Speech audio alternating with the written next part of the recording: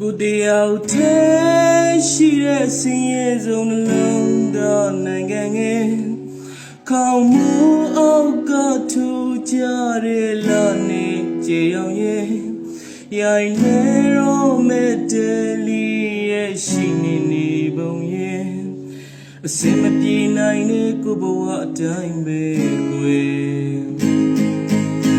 ပင်နိုင်တဲ့ပန်းလေးတစ်ပွင့်ကိုတွေ့ကြောင်မညှို့နှွမ်းစေခြင်းနဲ့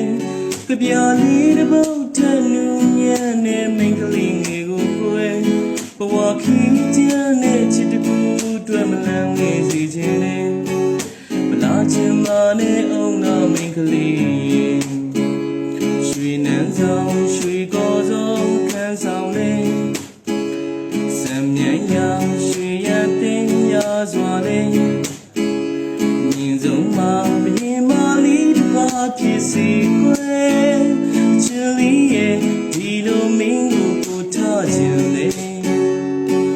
နှလုံးသားမှာအလုံးရှိတယ်ကျေတွေကိုမင်းခံနဲ့မိထုံးဖို့ဆွဲပြီးချင်ပါတယ်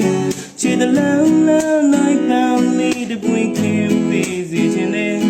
ကိုယ်နှလုံးသွေးနဲ့မင်းနှကန်းလေးစီဆူစီခြင်းနဲ့ပြောတရားတွေ